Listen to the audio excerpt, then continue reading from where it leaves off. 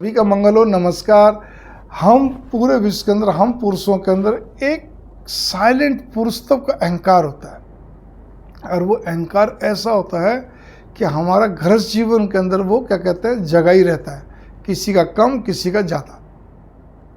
इसमें कोई शक नहीं। फिर ध्यान, साधु सन्यासियों की बात नहीं कर रहा, गृहस्थ जीवन की बात कर रहा हूँ। और जो पुरुष वैवाहिक हो जाता है, विवाहित होता है, उसका तो कुछ ज़्यादा ही जग जाता है अपनी पत्नी के साथ।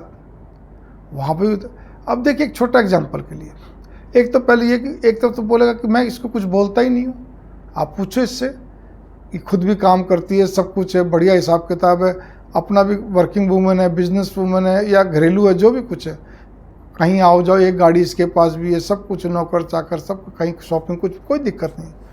तो फिर क्या बात है। लेकिन फिर ये बात, मॉनिटरिंग पूरी रखेंगे, ठीक है ना, उसमें भी दिमाग लगाए रखेंगे, बड़े शार्प माइंड होते हैं। इसी प्रकार से कभी कभी ये तुमने मेरे से नहीं पूछा, तुमने, अरे भाई जब वो समझदार है, वर्किंग वूमेन है, बिजनेस वूमेन है, उसको सारी समझ है तो करने दो। और भी तो फैसले लेती है, नहीं मेरे को बताना चाहिए, मेरे से पूछना चाहिए, मेरे से करना चाहिए। ऐसी क्या आफत होगी, कोई मकान थोड़ी खरीद लिया उसने, चल एक छोटी बात कर लो कि उसने ऐसा, मेरे को तो कोई नहीं लगता कि ऐसा अब तक जितने मिले कि वो चलेगी सीधी सीधी जाते कहते गाड़ी खरीद के लिए। गाड़ी अकेली जाके लाती हैं, लेकिन अपने पति से सलाह करके, बातचीत करके, सब वो एक कॉम्बिनेशन बनता है। भाव मेरे यहाँ पर, लेकिन बस वो कहते हैं ना, पुरुषों का अहंकार। तुमने मेरे को नहीं पूछा, पहले मेरे को तो बधाई देनी चाहिए, मेरे से तो बात करनी चाहिए थी, या कुछ तुम ले आई तो मेरे को बताते नहीं, परिवार वालों को बता दिया, को मतलब बात करने का बहाना चाहिए। हूँ बहू, ये पुरुषों का अहंकार होता है। हम उसके हर चीज़ में कई बार टोकाटाई करते हैं, उसको जो चीज़ पसंद है और हमें नहीं पसंद है, हम टोकाटाई करते हैं। हम उसको ये समझाने का प्रयत्न करते हैं, देखिए तेरे हक में नहीं, वो नहीं है।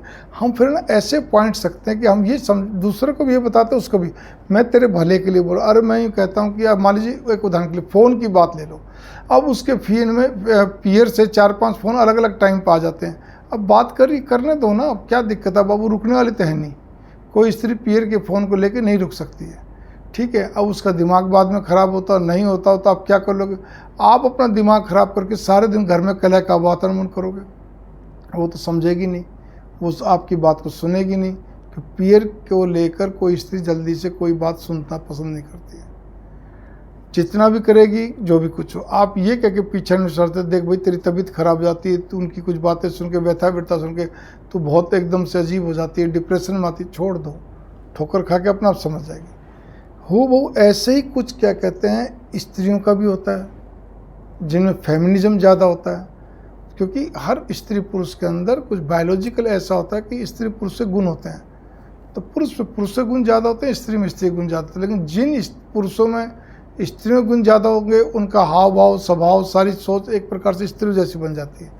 जिनके अंदर क्या कहते हैं, पुरुष के, जिन स्त्रियों पुरुषत्व के भाव ज़्यादा होंगे, तो उनका एक अलग ही नारीवाद चलता है, एक अलग ही फेमिनिज्म हो जाता है।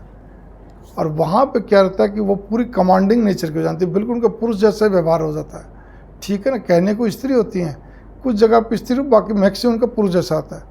वही सेम जो पुरुष की तरह उनका क्या कहते हैं, सोच, उनकी क्या कहते हैं, वृत्ति, उनकी वही कमांडिंग नेचर, वही पुरुषत्व वाला अहंकार उनके अंदर भी आ जाता है। हर चीज़ में दिमाग लगाना, अपने पति को पूरी तरह, अपने ससुराल वालों, अपने परिवार वालों को, सबको मतलब एक बार डोमिनेट करना शुरू कर देती हैं तरीके से, ठीक है ना। ये एक अलग अलग विषय रहते हैं। लेकिन यहाँ पे पुरुष का पुरुषत्व और स्त्री का भी पुरुषत्व बोल लो, एक अलग से जग रहा है। स्त्रीत्व कम, स्त्रीत्व की भावना कम, पुरुषत्व की भावना ज़्यादा, ठीक है ना। दोनों को अगर देखा जाए, दोनों दाम्पत्य जीवन में, घर जीवन में एक प्रकार के कठोरता लिए भी हो जाते हैं, या एक प्रकार डोमिनेटिंग कर जाते हैं, जिससे कारण से घर जीवन के अंदर कई तरह की विषाद पैदा होने शुरू हो जाते हैं। मंगल कामना, नमस्कार। थोड़े को ज़्यादा समझिए, ऐसा होना नहीं चाहिए, लेकिन होता है।